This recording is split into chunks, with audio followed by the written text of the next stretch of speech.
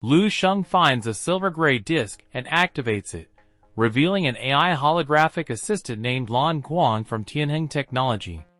Lan Guang provides him with a beginner's tutorial on how to use the optical brain device, putting Lu Sheng at ease as he learns its operation. After mastering the basics, Lu Sheng requests the latest news information, attempting to connect to Skynet but failing, so he connects to the civilian database of Base 1359. He receives a flood of information, with text enlarging as he focuses on different parts. The news from the future includes: on June 21, 11,024, the No. 2 main base launched its 58th batch of life exploration spacecraft aimed at the Lyra galaxy. On July 12, 11,024, Base 105 suffered a significant event. On September 24, 11,024, Admiral Sun Kang achieved the 10th level star realm, marking the 472nd such achievement in the history of the World Wushu League, which currently has 23 10th level star realm powerhouses. On September 30, 11,024, martial arts bases 114, 893, and 1022 fell, and the 274th Grandmaster meeting was announced to be held at the main base of No. 1. On October 3, 11,024, more martial arts bases, specifically 585, 697, and 1253, also fell. As Lu Sheng absorbs the deluge of information from the optical brain, he becomes aware of the advanced martial arts civilization in this world, which surpasses his own world in every aspect. They have achieved martial arts levels beyond the 9th, reaching the remarkable 10th and 11th levels. Despite their incredible achievements, the predominant news revolves around the fall of martial arts bases, painting a grim picture of their constant struggle against formidable foes. Lu Sheng reflects on the paradox of this world's brilliant martial arts civilization coexisting with the relentless attacks by terrifying alien creatures. Even the mighty 10th and 11th level martial artists cannot shield humanity from the impending doom, as they crumble under the relentless onslaught. He learns of their desperate decision to abandon their home planet in pursuit of a new habitable world. And yet, the news reveals a bleak reality. Exploration spacecraft sent to seek refuge have not returned with any encouraging updates. Lu Sheng is deeply moved by the helplessness and sorrow of this once great civilization on the brink of extinction. Frustrated by the somber news, Lu Sheng decides to delve into the history of this world, seeking answers and insights that might shed light on the civilization's past and present struggles. He instructs the optical brain to retrieve the world's historical data, setting the stage for further exploration and understanding. After successfully retrieving the world's historical data, Lu Sheng is presented with a message that leaves him in shock. As he reads through the historical records, he is astounded to find that the events described align perfectly with what he had learned in his history class. The information spans centuries and includes significant historical figures, events, and timelines, all of which match his prior knowledge. This uncanny coincidence shakes Lu Sheng to his core. Despite his typically calm demeanor, he now wears an expression of disbelief and astonishment. The historical data from the martial calendar's early years up to recent times, specifically from what he recalls from his own world's history textbooks. It's as if he's flipping through familiar pages of recent newspapers. A surreal and mind-bending discovery that challenges the boundaries of his understanding of the world he now finds himself in. Lu Sheng's discovery sends shockwaves through his being. The historical data he just perused isn't an account of another world's martial arts civilization, but a projection of the future. Specifically, the future of the very world he's currently in, a staggering 10,000 years ahead. This revelation leaves Lu Sheng pale and overwhelmed. The world he thought he was mourning for is, in fact, his own civilization's grim future. It's a reality he struggles to accept, grappling with the idea that his world will eventually fall victim to the relentless black mist and relentless alien beast onslaught. In an attempt to console himself, Lu Sheng considers alternative explanations, suggesting it could be a coincidence or perhaps a parallel world. He desperately seeks more evidence to validate this unsettling revelation, and tries to glean insights from smaller details within the historical data. However, his efforts are thwarted as the optical brain informs him that he lacks the authority to access more information. To proceed, Lu Sheng needs to provide a genetic blood sample, signaling that he may have to take significant steps to uncover the truth about this world's enigmatic connection to his own. Lu Sheng is astonished by the advanced technology of the optical brain, which requires a genetic blood sample to establish users. Uncertain if it will work within this dreamlike world, he takes a risk and bites his index finger, allowing a drop of blood to fall into the groove at the center of the optical brain. After this act, the optical brain remains silent for more than 10 minutes, causing Lu Sheng to wonder if it has malfunctioned. Just as he starts to lose hope, the device emits a crisp beep sound. However, it doesn't signify the successful establishment of a new user, but instead announces the initiation of the Tinder project upon detecting his human gene blood sample. Subsequently, the optical brain connects to the number 1359 Tinder resource library and activates privileges. A wealth of information suddenly appears before Lu Sheng's eyes. It includes details about his identity and attributes, name, sex, lifespan, martial arts strength, and available authority. This newfound access to information marks a significant development in Lu Sheng's understanding of this world, allowing him to explore his own identity and potentially uncover more about the connection between this world and his own. As Lu Sheng continues to explore the information provided by the Tinder resource library, he encounters a striking photograph at the top of the data. It depicts a middle-aged man with a handsome and determined countenance, a face he recognizes all too well. It's himself. With composure, he reads through the introduction of his life. The data outlines his journey, from graduating from Baihe No. 3 Middle School to ranking 23rd in the city, and earning a place at Baihe University.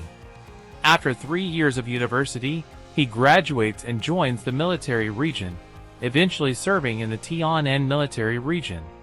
The information abruptly concludes with his tragic death on the battlefield of the Southern War Zone at the age of 37 in August 334. He is described as unmarried, holding the highest rank of lieutenant officer, and achieving first-class military exploits 3 times, second-class military exploits 5 times, and third-class military exploits 12 times. However, there is no mention of any outstanding contributions. Lu Sheng is deeply affected by this revelation. He realizes that he is destined to die at the age of 37 on the battlefield against strange beasts, and only as a 4th-level warrior. The historical evaluation, marked with 2 stars, corresponds precisely to his level 2 authority in the Tinder resource library. This sobering glimpse into his future leaves Lu Sheng with complex emotions. He cannot deny the eerie similarity between the recorded Lu Sheng and his own life before the age of 18. Even the dramatic surge in his strength just over 200 days before the college entrance examination is documented. However, in the grand tapestry of humanity's history spanning over 10,000 years, his transformation from mediocrity to a gifted individual barely registers a ripple. Lu Sheng understands that in a world filled with countless geniuses, only a select few leave a lasting mark in history, and he must grapple with the weight of his predetermined destiny. Following his startling revelation about his own future, Lu Sheng speculates that his own 2-star evaluation may be attributed to the combat achievements he accrues during his time in the military region and his ultimate sacrifice on the battlefield, effectively contributing his life to the preservation of human civilization. However, Lu Sheng refuses to accept this fate passively. He compares the data of his past self from the college entrance examination, which suggests he ranked 23rd in the city, With his rapid progress in the dream space, he is convinced that with more than 200 days of dedicated practice and the unique resources available within the dream space, he should have achieved much more. Fueled by determination and a sense of destiny, Lu Xing's eyes shine with resolve. He refuses to accept the limitations set by his future and believes he can change not only his own fate but also the future of humanity. He clenches his fists, vowing to rewrite the course of history and prevent the impending downfall of human civilization. Lu Xing sees himself as a beacon of hope, declaring that he is the seed of fire, and that he will ignite a blazing transformation. With unwavering determination, he looks at the words, "Tender Resource Library," on the optical brain screen and declares his commitment to becoming a catalyst for change, declaring, "I am the seed of fire, and I will surely start a prairie fire." Back to the real world, inside his home, Lu Xing, still dressed in casual clothes while having breakfast, informs his mother, Zheng Yufan, that he won't be going to school today. Zheng Yufan is curious about this decision, but due to her busy schedule and her husband Zhang Luo rushing to work, she doesn't press for details. Lu Xing casually mentions that his teacher said he can choose to study at home from now on, which surprises Zheng Yufan, though she doesn't dwell on it. Lu Qinghe, Lu Xing's sister, starts to comment on Lu Xing's unusual behavior, but stops when she notices his changed demeanor. Lu Xing has transformed from being meek and ordinary to appearing mysterious, deep, and imposing. Lu Qinghe feels overwhelmed by his presence. Ignoring his sister's reaction, Lu Xing finishes breakfast and retreats to his room to practice body training. During his practice, he receives a call from an unfamiliar number, which turns out to be from Zhong Jinghua, his teacher. Zhong Jinghua informs Lu Xing that his scholarship has been awarded and asks why he didn't attend school that day. Lu Xing dismisses Zhong Jinghua's questions and hangs up abruptly, displaying a newfound confidence and urgency. Lu Xing's change in attitude stems from a transformation in his mentality after a dream he had the previous night. He used to hide his true abilities, but now he wants to showcase his talents and gain more resources. He believes that he needs to climb to the top quickly to alter his future, and he can't afford to wait any longer. Additionally, he intends to test a certain idea that has been forming in his mind. After completing the arduous 27th round of this training regimen, Lu Xing was so drained that he couldn't muster the energy to move a finger. Overwhelmed by drowsiness, he surrendered to sleep. Upon awakening, he found himself in the same place he had left the day before, facing the light brain. With practiced ease, he activated the optical brain and issued a command. "Retrieve all martial arts-related practice methods, insights, and notes that fall within the scope of my authority."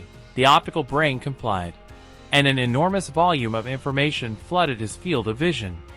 It was a dense array of knowledge, all pertaining to martial arts. Despite his authority level being only at level 2, the wealth of information he could access was staggering, representing the accumulated wisdom and inspiration of countless individuals spanning over 10,000 years. After some consideration, Lu Xing continued, "Filter the most suitable exercises for novice warriors and present the most valuable content." The optical brain swiftly sifted through the data, and the volume of information dwindled rapidly until only 3 pieces remained before him. Lu Xing's curiosity is piqued as he reviews the introductions of 3 cultivation methods, each connected to an 11th level powerhouse.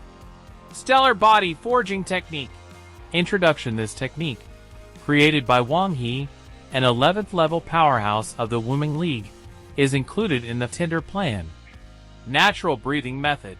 Introduction. This second method, authored by Yang Yizhou, another 11th level powerhouse from the Martial Arts League, also featured in the tender plan. Crystal Ideas. Introduction. The third technique, crafted by Duan Yifeng, yet another 11th level powerhouse of the Wuming League, was included in the tender plan. Lu Xing is astounded by these introductions. particularly the recurring mention of level 11. He realizes that the most formidable martial arts practitioners in the world are merely at the 9th level, making these 3 exercises an exceptional treasure trove of knowledge. What particularly strikes him is that all 3 exercises are marked as included in the Tinder plan. This aligns with the database's mention of the Tinder project, which Lu Sheng now comprehends. It seems the top-tier martial artists foresaw the impending challenges to their legacy and aimed to preserve their knowledge for future generations. Lu Sheng muses, "Those standing at the pinnacle of the martial arts world must have foreseen the destiny of their lineage.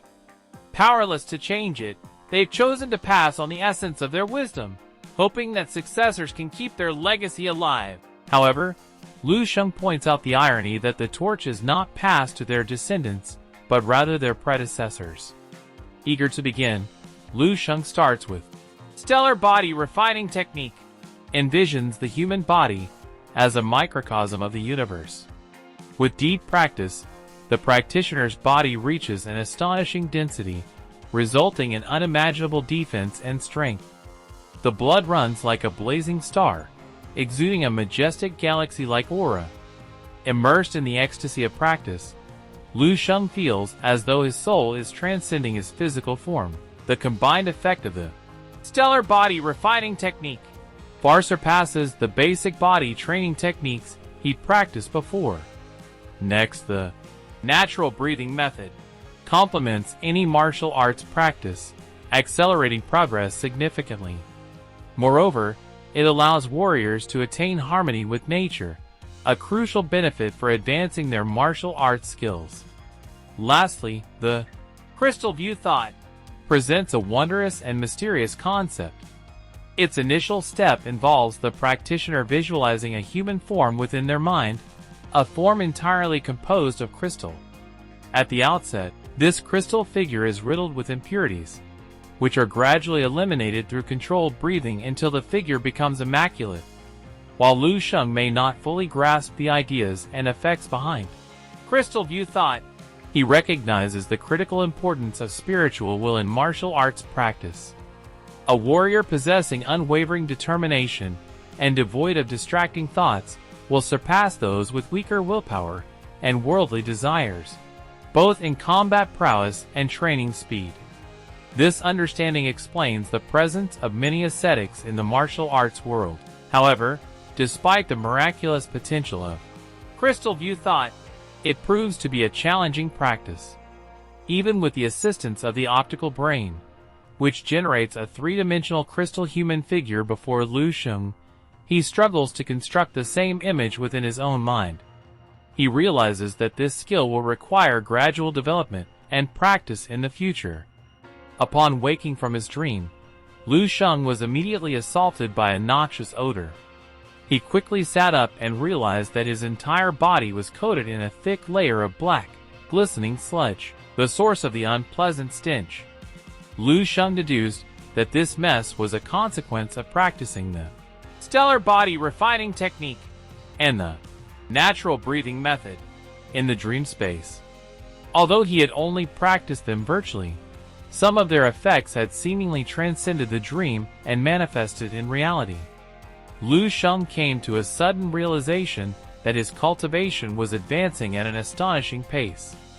Once he received his scholarship funds, he would be able to commence the refinement of tonics and elixirs.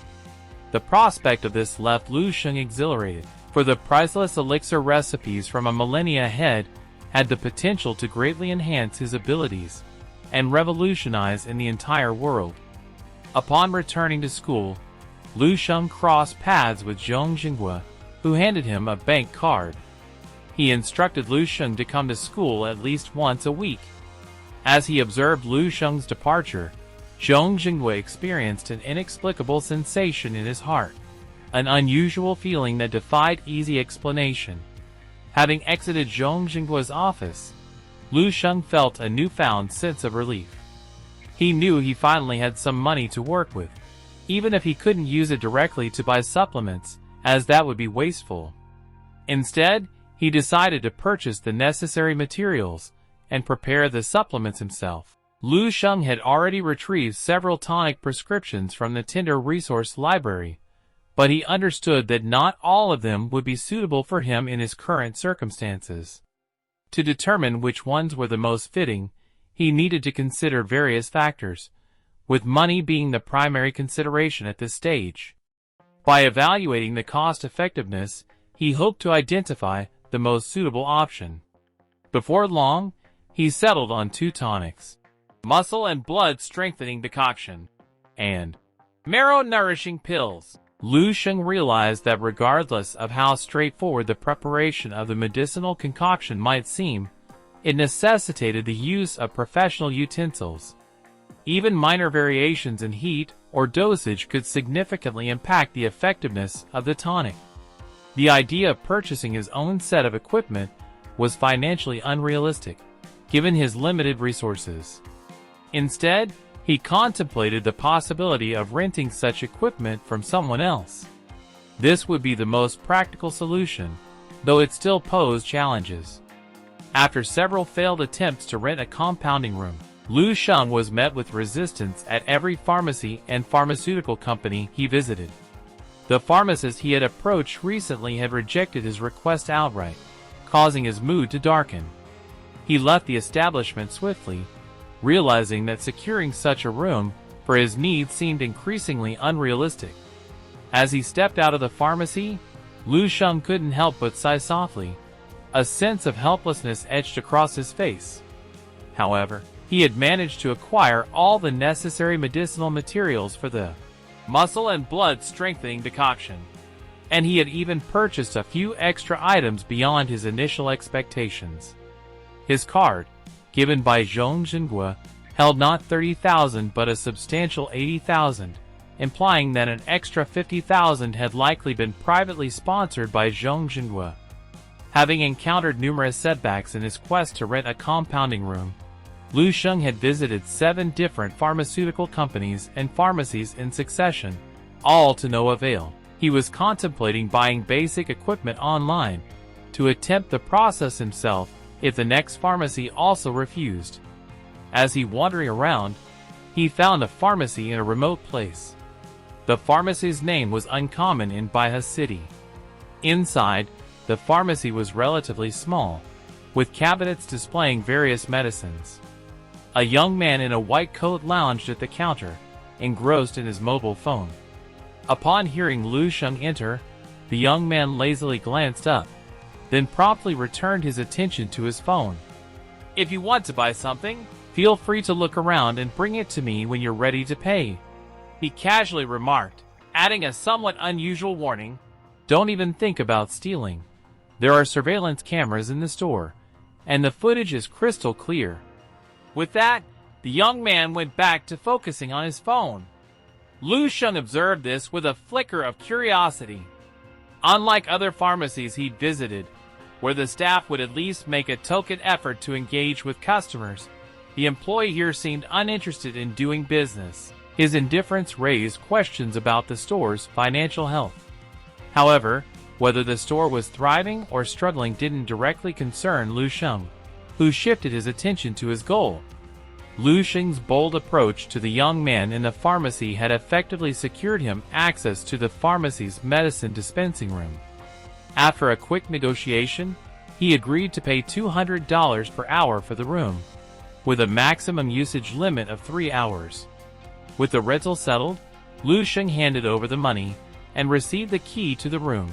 He entered the well-equipped mixing room, which appeared to be meticulously maintained by the pharmacists of Xingshantang.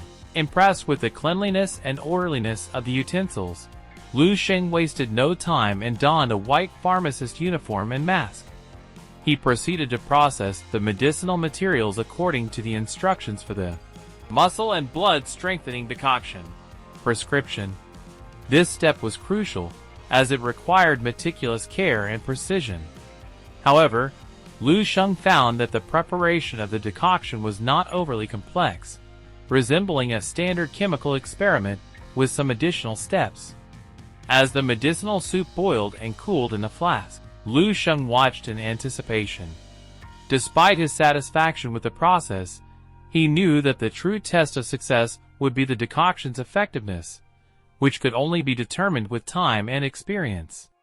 With the flask of medicinal liquid in his hand, Lu Sheng was overcome with anticipation. He swiftly pulled off his mask and downed the entire concoction, not even pausing to savor its taste. As the medicinal liquid made its way down his throat and into his stomach, a powerful surge of warmth radiated throughout his body. Every muscle and cell seemed to greedily absorb this newfound energy, akin to a parched land being rejuvenated by a sudden rainfall or a sun-exposed sponge soaking up water. White wisps of vapor evaporated from Lu Sheng's skin, and his blood surged with vitality as he felt himself gradually filling up. For 10 minutes, he stood there, basking in the transformative effects of the muscle and blood-strengthening decoction. It was a sensation like no other. His expectations were not only met but exceeded. This tonic's efficacy far surpassed the nourishing blood powder he had consumed before, and its production cost was less than half that of the powder. Lu Sheng couldn't help but marvel at the future's incredible advancements in tonics, products of over 10,000 years of accumulated wisdom. He believed that if such potent concoctions were made available to the public, they would revolutionize the health and well-being industry. Feeling a noticeable improvement in his skin's firmness, Lu Sheng knew that the prescription's additional effects were taking effect. The muscle and blood strengthening decoction not only strengthened the blood but also increased skin density, reduced pores, and promoted skin whitening and hydration, among other benefits. Lu Sheng's peaceful solitude in the mixing room was abruptly interrupted by loud banging on the door. Anxious voices demanded his immediate attention. Lu Sheng opened the door and told the young man not to disturb him, as he still had some time left. However, the young man informed him that his boss was on the way and urged him to leave quickly. Meanwhile, Healing Su, a young woman grappling with the responsibility of her family's pharmacy business, disembarked from a car. At just 20 years old, she should have been enjoying her youth, but life had other plans. Healing Su's family, known for its pharmacy business, had seen better days. Although her ancestors had boasted a 5th-level pharmacist, her father's generation witnessed the family's decline. In Healing Su's grandfather's era, the He family's prosperity knew no bounds, with Xingshanting branches scattered across several provinces. Yet now, only 2 stores remained operational in Baihe City. Healing Su understood that martial arts and the medical industry had evolved rapidly, with new prescriptions continually emerging while old ones lost relevance. Her family's decline stemmed from its unwillingness to embrace change, sticking stubbornly to outdated practices. Resolute in her determination, Healing Su tirelessly sought a new martial arts tonic that could serve as a beacon for her family's business. After 6 fruitless months, she had received a tip about a newly developed tonic by an old pharmacist in the neighboring city and rushed to investigate. Upon returning, she encountered Ma Fei, a lazy and unethical shop assistant who had been pilfering tonics to resell. Her patience had worn thin with him, and she had been searching for a suitable replacement. Ma Fei, while no model employee, held a romantic fantasy of Healing Su becoming his girlfriend. He stayed at Xingshanting in the hope that one day his dreams would come true. As Healing Su entered the store, Ma Fei was daydreaming about his beloved boss. He continued to pine for her affection, but was startled when she suddenly appeared before him again, her expression dark and frosty. She confronts Ma Fei, accusing him of allowing unauthorized access to her pharmacy's mixing room. Ma Fei denies any wrongdoing, but his nervous demeanor and uncertain tone betray his guilt. Healing Su, disappointed and angry, decides to dismiss Ma Fei from work despite his pleas for an explanation. As she returns to the mixing room to assess the situation, Healing Su discovers that various items have been tampered with, including her own clothes, which bear a masculine scent. Frustrated and upset, she embarks on a mission to clean and restore the room's order, discarding compromised items. Her anger reaches a boiling point as she disposes of a pharmacist's gown tainted. With determination, Healing Su meticulously cleans the equipments, disinfects tables, and eliminates anything that seems compromised. In the floor, she found an unwashed flask, still containing some light pink liquid. She was taken aback by the ingredients used to create a tonic with such a potent aroma. She explained that she had never come across such a medication prescription before. With her finger, she took a small amount and tasted it. Suddenly, a look of profound shock crossed her face. Meanwhile, Ma Fei, who is facing the consequences of losing his job, is filled with regret, realizing he won't be able to see Healing Su anymore.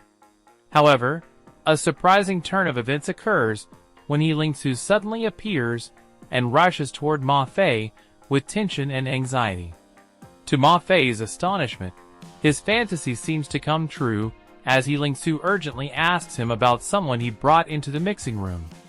She promises him continued employment and a doubled salary if he can provide information about this person. Ma Fei is initially confused, but quickly retrieves the contact information of the individual Healing Su is inquiring about.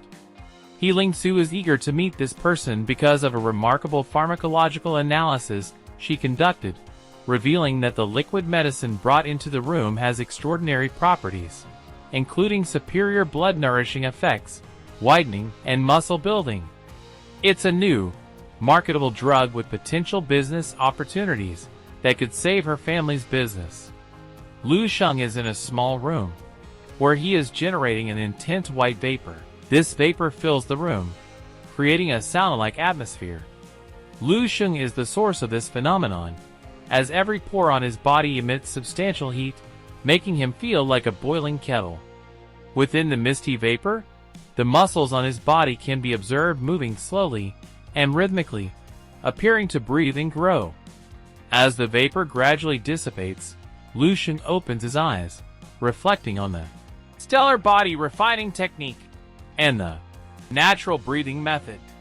He acknowledges the incredible potential they unlock in the human body and the synergy between the two practices. Lu Sheng clenches his fists, feeling the newfound strength and vitality. He mentions the muscle and blood strengthening decoction, which has significantly enhanced his vitality. He plans to continue consuming it, calculating that 12 servings will last him 6 days before needing to prepare more. Lu Sheng's thoughts was suddenly interrupted by a phone call from a young woman. She expressed her desire to meet him, to which Lu Sheng agreed. However, he specified that the meeting should take place in a week. Healing Su takes out her frustration on Ma Fei. Healing Su assigns Ma Fei the task of locating the person they're supposed to meet as quickly as possible. She offers a substantial reward, initially suggesting $5,000 for completing the task a day earlier, but promptly increasing it to $10,000. Ma Fei becomes enthusiastic upon hearing about the reward but raises doubts about the individual who requested the adjustment room, as they appear to be a teenager or high school student. He questions whether they could be the pharmaceutical master Healing Su seeks. Healing Su considers this possibility and speculates that a master pharmacist may be backing the student. Their conversation centers on their efforts to track down this individual and the potential involvement of the mysterious pharmaceutical master.